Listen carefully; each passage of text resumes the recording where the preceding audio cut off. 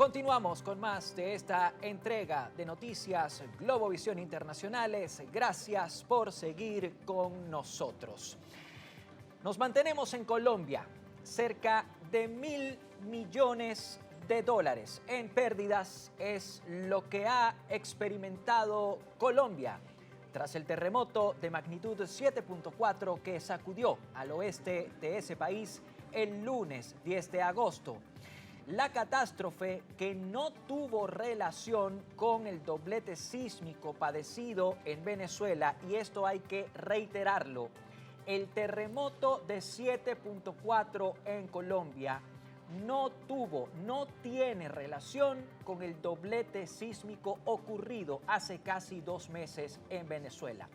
El terremoto, la tragedia en Colombia, obligó al gobierno del presidente Abelardo de la Espriella a decretar la emergencia nacional, pero también la emergencia económica.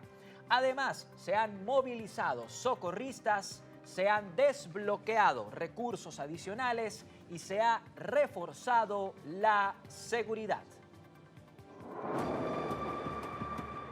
A las 7:34 de la mañana del lunes 10 de agosto, la tierra crujió en el occidente colombiano. Un terremoto de magnitud 7.4 remeció a todo un país y sacudió incluso a naciones vecinas. Pero, ¿qué ocurrió realmente bajo el suelo? El epicentro del temblor se ubicó en San José del Palmar, un poblado del departamento de Chocó. En esa zona, la placa oceánica de Nazca impacta y se introduce justo por debajo de la placa sudamericana. Todo ocurre de manera imperceptible a un ritmo de unos 65 milímetros anuales. La energía derivada del roce se acumula por años hasta que un día, en cuestión de minutos, sucede.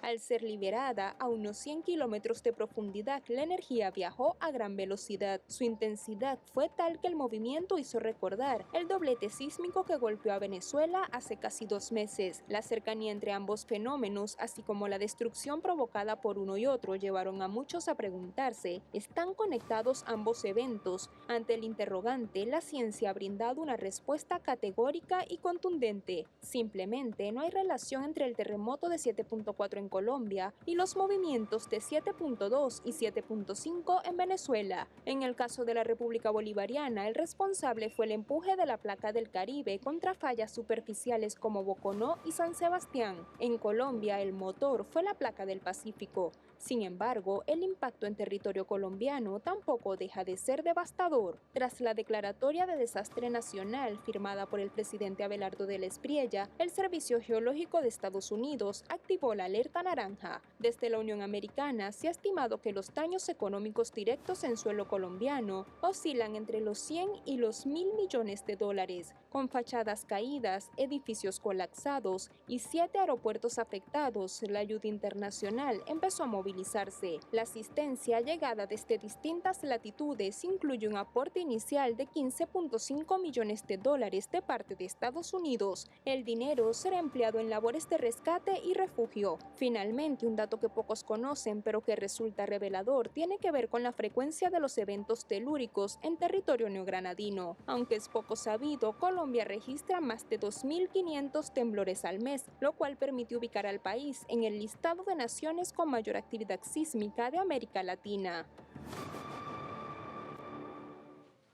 Definitivamente es una situación de catástrofe, de calamidad, la que atraviesa Colombia desde el pasado lunes. El gobierno, como hemos dicho, ha decretado no solo la emergencia nacional, también la emergencia económica. Para explicar y para entender este último dato, nos vamos a enlazar con Andrés Castro. Él es abogado y también es profesor en ciencias políticas. Andrés, te doy la bienvenida a esta entrega de Noticias Globovisión Internacionales. ¿Qué implica que el presidente Abelardo de la Espriella, haciendo uso de sus facultades y también siguiendo la letra de la Constitución colombiana, haya decretado el estado de emergencia económica? Adelante. Muy buenos días, muchas gracias a Globovisión por la oportunidad que me da para explicarle a su audiencia en qué consiste esa declaratoria de emergencia económica que va a decretar el gobierno nacional, que esta misma semana entró en funciones. En Colombia, cuando el gobierno decreta una emergencia económica, social y ecológica por una tragedia como la del terremoto que ocurrió el pasado lunes, eh, se rige por el artículo 215 de la Constitución Política. No lo puede hacer porque sí, debe cumplir con una serie de requisitos y tiene unos límites. ¿Qué debe considerar entonces el gobierno nacional en Colombia para decretar esa emergencia? Básicamente que exista una grave calamidad pública, un terremoto que deje muertos, heridos, destrucción de viviendas, de vías, de aeropuertos y que colapse la economía regional califica para este caso. Las medidas que se adoptan deben tener un carácter estricto y sobre lo necesario. Es decir, que el decreto no puede tomar medidas o solo puede tomar medidas de carácter económico y fiscal que estén íntimamente relacionadas con esa emergencia. No puede legislar sobre todo, es decir, son medidas de carácter excepcional. Entonces, ¿qué debe incluir ese decreto de emergencia económica? Es que se pueda disponer de manera inmediata de recursos, es decir, que se puedan hacer traslados de dineros del presupuesto, poder tomar créditos, conseguir donaciones internacionales. También el decreto permite recibir ayudas o otorgar ayudas como son subsidios, como los que ya ha ofrecido el gobierno sobre arriendos, bonos, mercados, atención en salud para las personas damnificadas. Y una cosa muy importante es la reconstrucción, es decir, que se permita hacer la contratación de obras de manera rápida, importar materiales sin tantos aranceles, eximir del impuesto al valor agregado a los materiales, ese tipo de medidas. También un control de precios, porque vendría un tema con ocasión del terremoto especulativo, entonces medidas para evitar la especulación, por ejemplo, con el precio del cemento, del hierro, sobre los arriendos. Y lo otro sería apoyo a empresas, créditos, alivios tributarios para que no quiebren en la zona del desastre. Y esas serían el tipo de medidas estrictas y que se referirían solo a lo necesario. Bien. Finalmente, quisiera agregar que estas son unas medidas que tienen una duración limitada en el tiempo, por 30 días, que se pueden prorrogar hasta por 90 días en total. El Congreso de la República, que es el que debe legislar sobre estas materias, debe reunirse y decir si aprueba o no esas medidas. Y hay un control automático que ejerce la Corte Constitucional, porque todas estas medidas deben pasar por ese control automático de la Corte Constitucional. Bien, Andrés, ahora, ya que sabemos cuáles son todas las medidas que podría tomar el presidente de la Espriella en virtud de la emergencia económica que él acaba de decretar, la decretó apenas el día de ayer, tenemos en este momento certeza de que una de esas medidas es la creación de un fondo que el propio jefe de Estado ha bautizado como Fondo Milagro. Él ha dicho que ese fondo va a recibir y va a administrar el dinero que sea liberado por el Estado, pero también el dinero que llegue desde afuera con motivo de donaciones internacionales.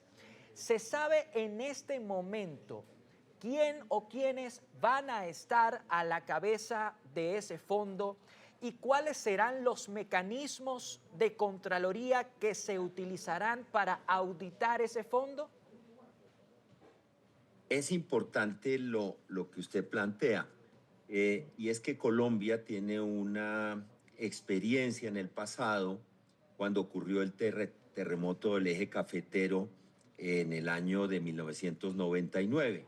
allí se creó un fondo, se denominó el FOREC, que fue el que administró y gerenció la reconstrucción de ciudades como Armenia y el departamento del Quindío, que fueron los más afectados. Y ha habido otras ocasiones en las que se ha acudido a este mecanismo, como en el año 2010 con la ola invernal o cuando hubo la pandemia del COVID en el 2020. Ahora bien, el presidente ha anunciado un fondo milagro que recogerá recursos del presupuesto, recursos de un empréstito que se le está solicitando al Banco Mundial y recibirá recursos de la cooperación internacional. Como usted bien lo dice, esto necesita una rendición de cuentas. El gobierno deberá explicar en qué se gastó cada peso y una cosa muy importante para la revisión que hace la Corte Constitucional: no se pueden violar derechos fundamentales, no se pueden suspender derechos como la vida, la libertad de expresión, el debido proceso, y solo puede limitar temporalmente algunos derechos económicos. Entonces, con la experiencia que tenemos, con la manera como el gobierno está enfrentando este problema, yo diría que están justificadas las razones para decretar esa emergencia económica, y el cuidado que tiene que tener el gobierno es en poder, a través de esa emergencia, atender la emergencia, reactivar la economía en la zona y ser muy transparente frente al uso de esos recursos. Obvio, tiene que pasar esos filtros del Congreso y de la Corte Constitucional. Y si no los cumple, pues esa misma Corte es la que va a tumbar esos decretos expedidos con ocasión de la emergencia económica. Bien, Andrés, gracias por habernos acompañado y por habernos explicado qué implica la declaración de un estado de emergencia económica por parte del gobierno de Colombia en virtud del terremoto de magnitud 7.4 que remeció al oeste de ese país el pasado lunes. Agradezco una vez más tu presencia en esta entrega de Noticias Globovisión Internacionales, y con esta entrevista vamos a hacer nuestra segunda pausa de la jornada, comerciales, y a la vuelta mucho más.